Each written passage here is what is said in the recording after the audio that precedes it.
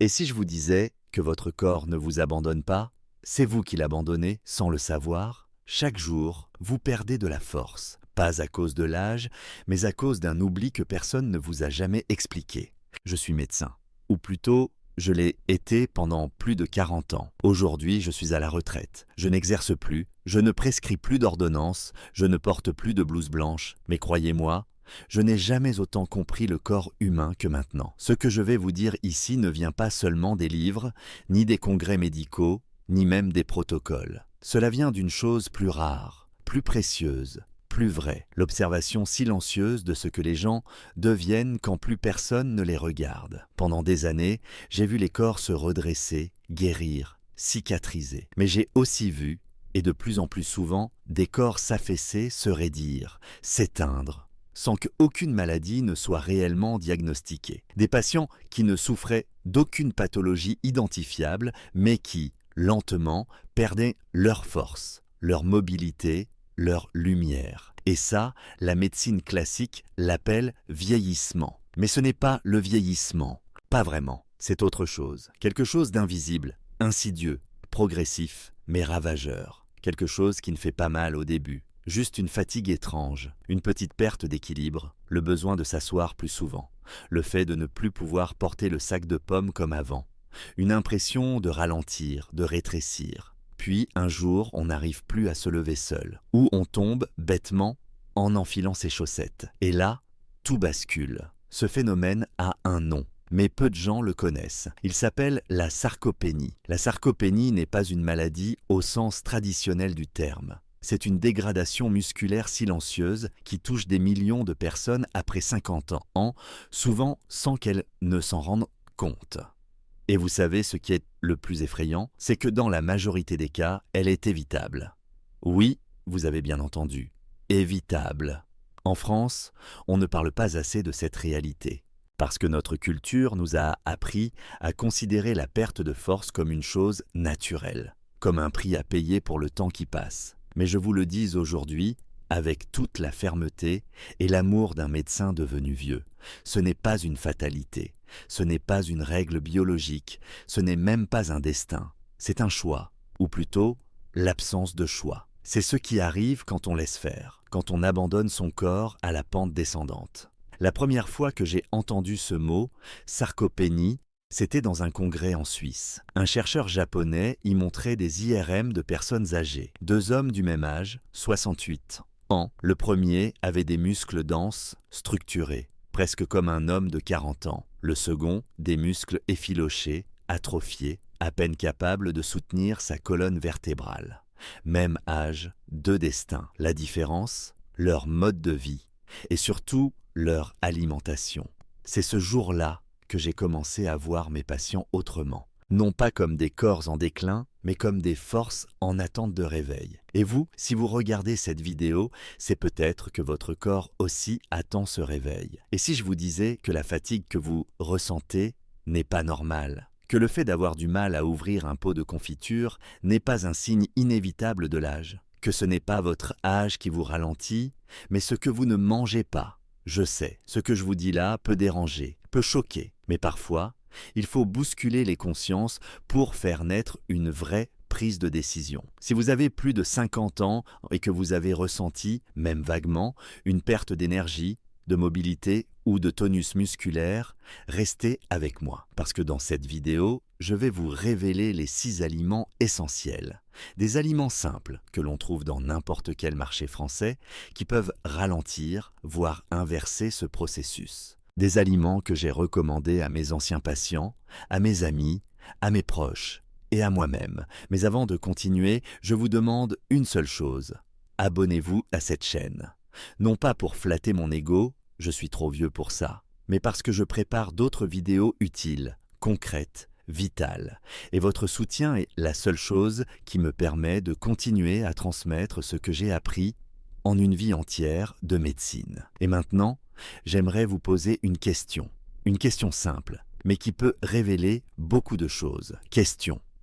À votre avis, qu'est-ce qui contribue le plus à la perte de force musculaire après 60 ans? A. Le manque d'activité physique. B. Une alimentation inadaptée. pauvre en nutriments essentiels. Écrivez votre réponse en commentaire. A ou B, je lirai vos réponses. Et croyez-moi, vous pourriez être surpris de la réponse exacte que je vous dévoilerai plus tard dans la vidéo. Je vais vous dire une chose que bien des médecins n'osent pas formuler à voix haute. On ne perd pas ses muscles uniquement parce qu'on bouge moins. Non, ce n'est pas seulement le manque d'activité physique qui épuise notre force. Ce qui nous vide lentement de notre énergie, ce qui affaiblit nos jambes, nos bras, notre posture, c'est aussi ce que nous mettons ou que nous ne mettons plus dans nos assiettes. Je suis médecin depuis plus de 40 ans, et si j'ai appris une chose essentielle avec l'âge, c'est que l'alimentation était bien plus qu'une affaire de poids ou de cholestérol. Elle est notre première médecine, mais aussi notre pire ennemie silencieuse quand elle devient négligée, industrielle ou vide de sens. Lorsque j'étais en activité, j'avais tendance à concentrer mes prescriptions sur des médicaments, des séances de kinésithérapie, parfois des compléments alimentaires. Et pourtant, combien de fois ai-je vu des patients qui, malgré tous ces soins, continuaient de décliner? Ce n'est que plus tard, une fois à la retraite, que j'ai eu le temps de revenir à l'essentiel, de regarder les choses en dehors des urgences, des protocoles, des cliniques, de parler aux gens, simplement, de ce qu'ils mangeaient au quotidien. Et ce que j'ai découvert m'a profondément troublé. Chez la majorité des personnes âgées que j'ai rencontrées, même celles qui semblaient manger correctement, j'ai constaté une carence chronique et massive. Manque de protéines de qualité, déficit en fer biodisponible, en magnésium, en vitamine B12, en oméga 3, en antioxydants. Une pauvreté nutritionnelle qui n'était pas forcément liée à la quantité de nourriture, mais à sa valeur réelle. Des légumes trop cuits, des fruits absents ou remplacés par des compotes trop sucrées, du pain blanc matin, midi et soir, des plats prêts à l'emploi réchauffés sans attention. Voilà le quotidien alimentaire de milliers de personnes âgées en France. Un quotidien qui, au lieu de nourrir le corps, le laisse en sous-alimentation insidieuse. Le ventre est plein, mais les cellules, elles, crient famine.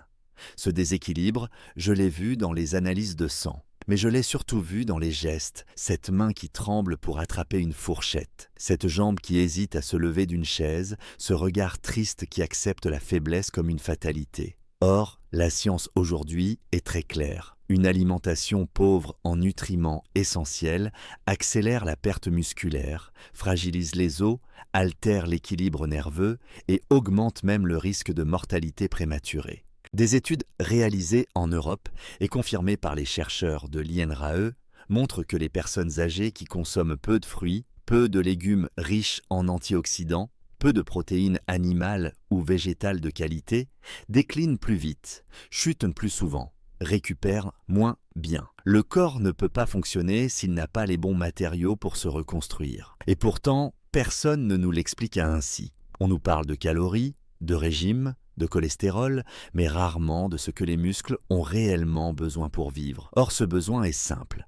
Des protéines, des vitamines du groupe B, du magnésium, des acides gras essentiels et des antioxydants naturels. Ce sont eux qui permettent à vos cellules musculaires de se réparer, à vos nerfs de transmettre les ordres correctement, à votre énergie de circuler. Sans eux, le corps rouille, fatigue, se referme. Mais ici vient la bonne nouvelle. Ce déséquilibre n'est pas irréversible. Il ne demande pas des traitements coûteux ni des changements extrêmes. Il demande de revenir à une alimentation intelligente, riche, simple, nourrissante. Pas une alimentation punitive, mais une cuisine vraie. Une cuisine qui vous nourrit jusqu'au fond des muscles, pas seulement jusqu'à l'estomac. Je me souviens d'une patiente, Madeleine, 72 ans, veuve, solitaire. Elle avait arrêté de cuisiner depuis la mort de son mari. Elle vivait de biscottes, de yaourt nature, de soupe en briques. Elle dormait mal, se sentait fatiguée dès le matin, tombait parfois sans comprendre pourquoi. Je lui ai proposé un simple défi, réintroduire chaque semaine un aliment riche en vraie nutrition. Lentilles bien assaisonnées, sardines en boîte avec citron, œufs coq avec pain complet et un filet d'huile de colza, fromage de brebis, pois chiches tièdes avec persil frais. Des aliments que sa grand-mère aurait connus. En 3 mois, elle avait plus d'énergie. Elle sortait, elle riait à nouveau. Et je vous le dis aujourd'hui, si vous êtes fatigué, si vous perdez votre force, la première chose à vérifier, n'est pas votre tension, ni votre cœur, ni votre âge. C'est votre assiette, car elle contient peut-être le poison discret ou le remède silencieux de votre corps. L'alimentation peut être le début de la déchéance ou le point de départ d'un renouveau. Le choix ne dépend pas de votre médecin. Il ne dépend pas de votre âge, il dépend de vous. Alors avant même de penser au sport, avant même de parler de médicaments, posez-vous cette question. Qu'ai-je mangé cette semaine pour nourrir mes muscles, pour honorer mon corps vieillissant, pour lui dire qu'il mérite encore d'être fort? Dans la suite de cette vidéo, je vais vous montrer les 6 aliments que je recommande à toutes les personnes de plus de 50 ans à intégrer dans leur repas. Des aliments puissants, accessibles et choisis non pas pour leur mode ou leur tendance, mais pour leur impact direct sur votre vitalité. Ce ne sont pas des super aliments marketing, ce sont des alliés de toujours, des produits de nos terroirs, de nos mémoires, de nos cuisines oubliées. Mais avant cela, j'aimerais que vous réfléchissiez à ceci. Dans votre assiette, y a-t-il plus de force ou plus de vide? Répondez-le-moi en commentaire si vous le souhaitez. Et ensemble, continuons ce chemin vers une vieillesse plus forte, plus digne, plus vivante. Je suis médecin. Et ce que je vais vous dire maintenant est peut-être la chose la plus importante que j'ai apprise au cours de mes 40 années d'exercice. Certains aliments ont le pouvoir de changer le destin d'un corps qui vieillit, pas de le guérir miraculeusement, non, mais de le remettre en mouvement, de le renforcer de l'intérieur, de lui rendre ce que le temps semblait lui avoir volé. Et ces aliments ne viennent pas de laboratoire, ni de boutiques spécialisées hors de prix. Non, ce sont des aliments simples, anciens, enracinés dans nos cultures régionales, mais que nous avons oubliés. Lorsque j'ai commencé à m'intéresser à la sarcopénie, cette perte progressive de masse musculaire chez les plus de 50 ans, j'ai lu des dizaines d'études, observé des dizaines de cas. Et ce que j'ai remarqué, c'est que ce n'est pas seulement ce que l'on mange en moins qui cause la perte de muscles, mais surtout ce que l'on ne mange plus du tout. Alors, j'ai dressé une liste de 6 aliments fondamentaux que j'ai moi-même intégrés à mon quotidien et que je recommande à mes anciens patients, à mes amis, à tous ceux qui sentent leurs jambes se fatiguer plus vite, leurs bras perdre de leur tonus ou leur souffle se raccourcir au moindre effort. Ces 6 aliments sont de véritables piliers nutritionnels pour préserver la force, l'autonomie et même l'envie de bouger. Le premier d'entre eux, c'est la viande séchée de bœuf nourrie à l'herbe. Vous pourriez penser que c'est une lubie américaine, une mode importée, mais détrompez-vous. Dans nos campagnes françaises, il a toujours existé des viandes séchées d'excellente qualité, viande des Grisons, cécina ou encore certaines charcuteries basques. Leur point commun, une richesse en protéines de haute valeur biologique, du fer héminique, facilement absorbé, et des acides gras protecteurs pour les cellules musculaires. J'ai vu des personnes âgées reprendre du poids musculaire uniquement en ajoutant une petite portion de 40 à 50 grammes de viande séchée 3 fois par semaine, souvent en collation avec des crudités ou dans une omelette du matin. Le deuxième, c'est la saucisse de dinde fumée, à condition bien sûr de la choisir artisanale, pauvre en additifs et bien cuite. Pourquoi ? Parce qu'elle contient un élément que l'on oublie trop souvent après 60 ans, la vitamine B12. Sans elle, le système nerveux s'épuise, la régénération musculaire se ralentit et la fatigue devient chronique. J'ai vu chez de nombreux patients que de simples apports réguliers en B12 via l'alimentation redonnaient un tonus qu'on pensait définitivement perdu. Un plat de légumes tièdes avec quelques tranches de saucisse de dinde, un soupçon de lentilles, et voilà un dîner qui nourrit les muscles sans les alourdir. Puis viennent les lentilles vertes, surtout celles du Puy, qui poussent dans nos sols volcaniques riches en minéraux. Ce n'est pas une légumineuse comme les autres. Elle contient du fer, du magnésium, des fibres et surtout un acide aminé essentiel à la régénération des tissus musculaires, la lysine. Et contrairement à ce que l'on pense, les lentilles ne sont pas lourdes à digérer si elles sont bien préparées, trempées la veille, assaisonnées avec des herbes digestives et associées à une source de vitamine C, comme du jus de citron ou du persil frais. Je me souviens d'une patiente de 74 ans, Mireille, qui ne supportait plus la viande rouge mais avait besoin de reprendre de la force. 3 repas par semaine avec des lentilles, associées à des légumes colorés, ont fait une vraie différence. Elle ne se cognait plus contre les murs. Elle montait les escaliers plus sereinement. Elle riait même de sa propre transformation. Un peu plus loin, dans la mer, se cache un autre trésor que trop peu de Français consomment régulièrement, les sardines en conserve, riches en oméga 3, en vitamine D et en calcium, surtout si on les consomme avec leurs arêtes, les sardines sont un joyau oublié. Et elles ne sont pas chères. Une boîte de sardines de qualité peut nourrir vos muscles, vos os et votre cœur. Elles réduisent l'inflammation, améliorent la circulation et soutiennent le métabolisme musculaire. Quand je prépare mes sardines, je les arrose simplement d'un filet de citron, je les parsème de persil et je les pose sur une tranche de pain au levain. C'est simple, mais terriblement efficace. 2 fois par semaine suffisent à apporter un soutien durable à votre système musculaire. L'avant-dernier aliment que je recommande est souvent dénigré dans les régimes modernes. Le fromage de brebis, en particulier le manchego ou l'osso irati. Contrairement à d'autres fromages riches mais peu intéressants sur le plan musculaire, ceux-ci contiennent du calcium en abondance, des protéines complètes, mais surtout une vitamine rare et précieuse, la vitamine K2. Cette vitamine agit comme un guide. Elle dirige le calcium vers les os et les empêche de se déposer dans les artères. Une merveille de précision biologique. Quelques copeaux de fromage de brebis, associés à quelques noix ou une cuillère de miel, peuvent transformer une simple collation en un soin naturel pour vos muscles et vos os. Enfin, le 6e aliment que j'appelle souvent la perle végétale, c'est le pois chiche, un petit trésor du bassin méditerranéen, riche en protéines végétales, en fibres solubles, en magnésium et en potassium. Il aide à prévenir les crampes, à réguler l'énergie et à soutenir la contraction musculaire. Il est aussi très rassasiant, ce qui évite les grignotages inutiles. Le pois chiche est humble, mais puissant. En houmous, en salade tiède avec du persil et un filet d'huile d'olive, ou même rôti au four avec des épices, il devient un allié discret mais fidèle. Ces 6 aliments, je les considère comme une trousse de secours alimentaire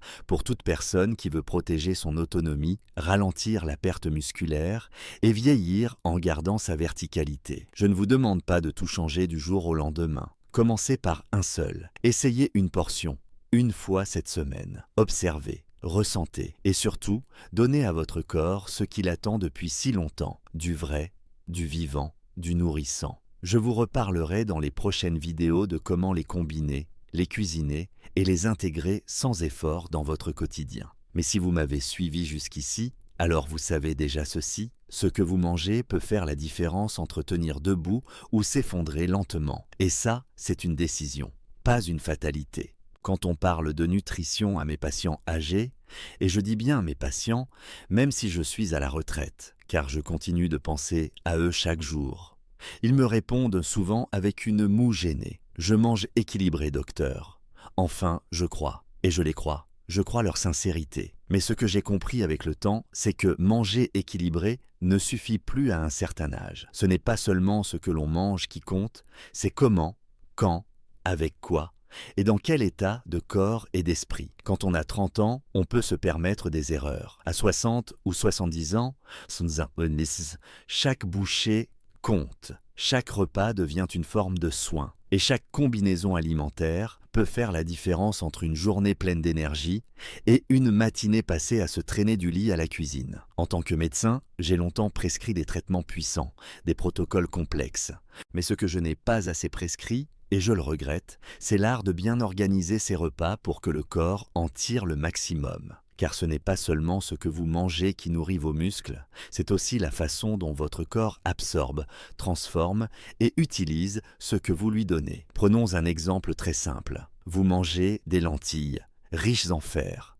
Parfait. Mais vous les accompagnez d'un fromage riche en calcium ou d'un thé vert juste après le repas. Résultat, l'absorption du fer est réduite, parfois de moitié. Le corps n'a pas pu utiliser ce que vous lui avez offert.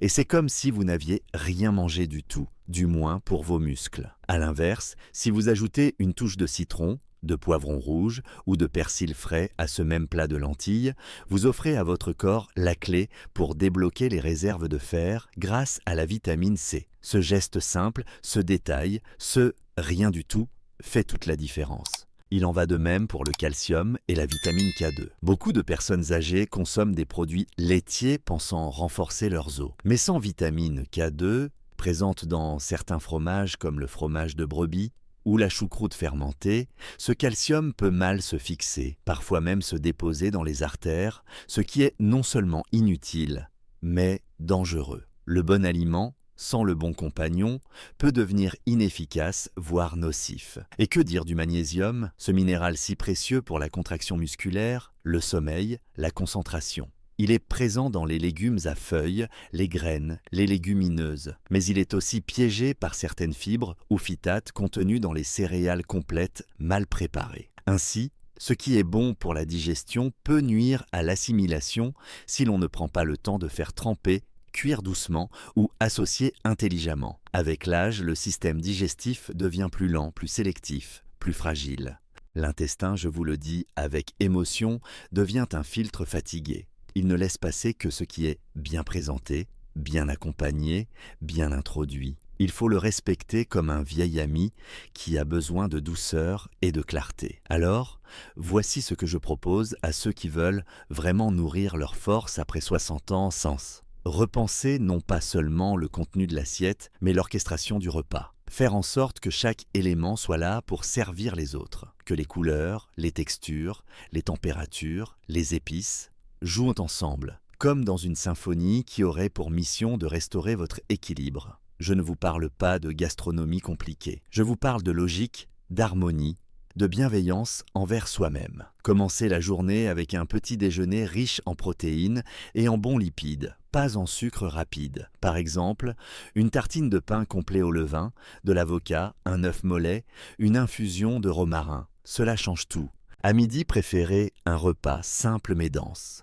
Lentilles plus légumes de saison, plus filet de citron, plus filet d'huile d'olive, plus un petit morceau de fromage de brebis. Et le soir, un dîner léger, digestible, réconfortant, soupe maison de pois chiches et légumes doux, ou omelette aux herbes et salade tiède. Ajoutez celi 2 collations dans la journée, quelques amandes, une compote de fruits sans sucre, ajoutez avec un peu de cannelle, une tranche de jerky maison ou une poignée de pois chiches grillés. Ce ne sont pas des caprices, ce sont des moments de recharge musculaire et nerveuse programmés avec soin. Et buvez de l'eau, pas glacée, pas d'un coup, mais en conscience, tout au long de la journée. Car un muscle déshydraté est un muscle qui souffre. Un muscle qui souffre est un muscle qui se contracte mal, qui récupère mal, qui se dégrade plus vite. Enfin, j'insiste sur ceci. Mangez lentement, oui, lentement, pas devant la télévision, pas debout, pas en pensant à 1000 choses. Car la digestion commence dans la bouche, dans le regard, dans l'intention. Mâchez, ressentez, remerciez intérieurement votre corps d'être encore là, car il vous entend, même s'il ne parle pas. Il ne s'agit pas ici d'une nouvelle diète à la mode. Il s'agit d'un acte de souveraineté intérieure. Reprendre possession de son assiette, c'est reprendre possession de son corps. Et cela, croyez-moi, aucun médicament ne pourra jamais le faire à votre place. Je sais que cela demande de l'effort, du réapprentissage, parfois même de désapprendre ce qu'on croyait bon. Mais ce que vous y gagnerez n'a pas de prix. De la clarté mentale, de la stabilité en marchant, de la fierté silencieuse en vous regardant dans le miroir, non pas pour votre apparence, mais pour votre présence retrouvée. Je vous ai vu vous affaiblir dans mes cabinets pendant des années. Et aujourd'hui, je veux vous voir vous relever, pas seul, avec moi, avec d'autres. Et cela commence, je le répète, par la manière dont vous organisez vos repas. Car chaque repas est un choix, et chaque choix est une chance. Alors choisissez de nourrir votre force, chaque jour, doucement, mais résolument. S'il y a une chose que j'ai apprise au fil des décennies, c'est que l'on ne parle jamais assez du courage qu'il faut pour bien vieillir. Tout le monde parle de retraite, de temps libre, de tranquillité. Mais personne ne dit combien il faut d'efforts, d'intelligence et de volonté pour garder sa dignité physique à mesure que les années passent. Ce que j'ai vu le plus souvent, ce ne sont pas des maladies fulgurantes, ce sont des corps qui déclinent en silence, des forces qui s'éteignent sans alarme, des personnes qui cessent peu à peu de se faire confiance. Et dans ce silence-là, dans ce repli-là, la perte d'autonomie devient un piège redoutable. Je me souviens de Marcel, un homme de 78 ans, ancien cheminot.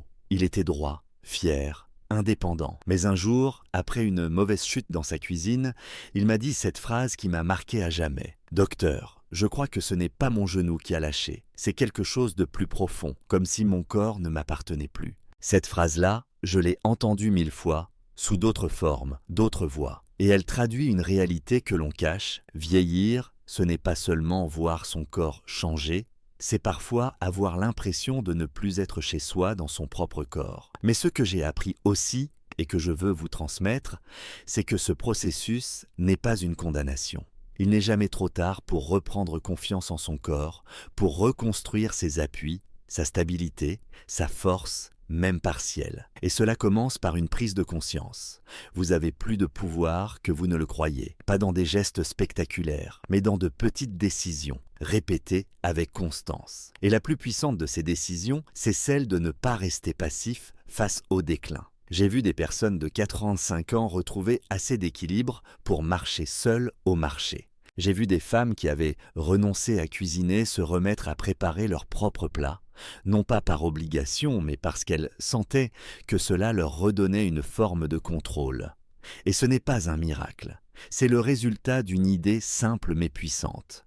Agir aujourd'hui au lieu d'attendre demain. C'est pour cela que je vous ai parlé des aliments qui soutiennent vos muscles, que je vous ai expliqué comment les associer, les assimiler, les respecter. Mais au-delà des aliments, il y a un message que je veux graver dans votre esprit. Le temps est votre allié si vous l'utilisez, votre ennemi si vous l'ignorez. Chaque jour où vous remettez à plus tard ce que vous savez être bon pour vous, votre corps perd un peu plus de ce qu'il pourrait encore récupérer. Et je ne vous dis pas cela pour vous faire peur. Je vous le dis parce que je l'ai vu. J'ai vu des personnes attendre trop longtemps. J'ai vu des familles regretter de ne pas avoir agi plus tôt. J'ai vu des visages fermés se durcir un peu plus à chaque rendez-vous manqué avec leur propre santé. Mais j'ai aussi vu autre chose. J'ai vu des transformations, j'ai vu des réveils, j'ai vu des corps fatigués retrouver une forme de vivacité, de fierté, de présence. J'ai vu des regards changer. Et je vous le dis du fond du cœur, ce sont les petites décisions courageuses qui font les grandes différences. Alors si vous avez écouté jusqu'ici, ce n'est pas un hasard. C'est que quelque part en vous, il y a encore ce feu, ce désir de tenir debout, de ne pas être un fardeau, de continuer à marcher, à rire, à cuisiner, à jouer avec vos petits-enfants, à vivre tout simplement. Je vous encourage à écrire quelque part, sur un carnet, un post-it, votre frigo, cette phrase « Je peux encore renforcer ce corps qui m'a tant servi ». Parce que c'est vrai, parce que c'est juste, parce que c'est nécessaire. Et si vous vous sentez seul dans cette démarche, sachez que vous ne l'êtes pas. Cette chaîne, cette vidéo, ces mots sont là pour vous rappeler que vous faites partie d'une communauté. Une communauté de personnes qui veulent vieillir autrement, pas en niant la réalité, mais en y faisant face avec sagesse, méthode et humanité. Je vous invite à en faire partie, à partager cette vidéo avec quelqu'un que vous aimez, à commenter, à témoigner, à poser vos questions, car chaque commentaire, chaque mot peut être une lumière pour quelqu'un d'autre. Et si vous vous demandez par où commencer, je vous répondrai ceci. Par une seule action, aujourd'hui. Préparez un repas nourrissant. Marchez 5 minutes de plus. Choisissez un des 6 aliments dont je vous ai parlé et intégrez-le à votre semaine. Ce n'est pas l'exploit qui compte, c'est l'élan. Je suis médecin, mais avant tout, je suis un homme qui vieillit, comme vous, et si je vous parle ainsi, ce n'est pas pour vous faire la morale, c'est pour vous tendre la main. Parce que je crois profondément que le corps humain, même usé, même ralenti, a encore des choses à nous offrir, à condition qu'on lui donne, en retour, ce qu'il mérite, de l'attention, de la patience et de la nourriture vraie, pour le muscle mais aussi pour l'âme. Car la force physique ne sert à rien sans une force intérieure qui dit « je suis encore là et je choisis de vivre debout ».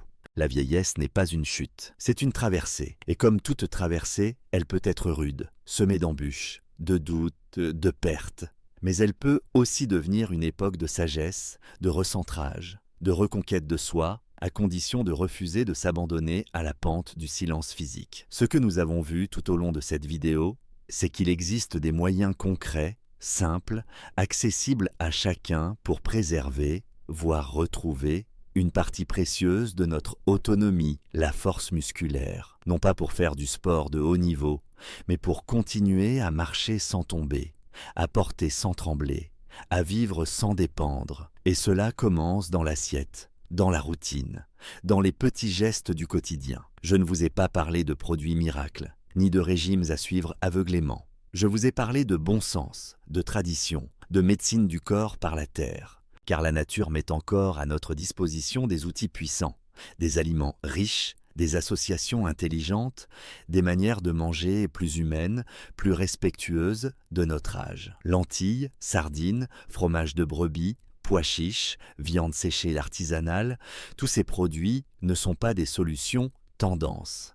Ce sont des alliés enracinés dans notre culture, que nos grands-parents utilisaient déjà sans le savoir. Mais au-delà de la nutrition, ce que je veux que vous reteniez, c'est ceci. Chaque jour est une opportunité de choix. Chaque bouchée, chaque repas, chaque décision de bouger un peu plus ou de rester assis est une bifurcation possible entre l'affaiblissement lent ou la régénération douce. Ne laissez pas la peur, la fatigue ou la résignation décider pour vous. Je le sais, car moi aussi je vieillis. J'ai des douleurs, des jours où je doute. Mais ce qui me pousse à continuer, c'est cette conviction intime que le corps, même âgé, peut encore répondre, s'adapter, surprendre, si on lui en donne les moyens. Il n'est jamais trop tard pour mieux faire. Et surtout, ne restez pas seul. Partagez ce que vous ressentez, échangez avec d'autres. L'âge ne doit pas être un mur, mais un pont. Et parfois, une simple parole dans les commentaires peut ouvrir des fenêtres dans le cœur de quelqu'un d'autre. Alors,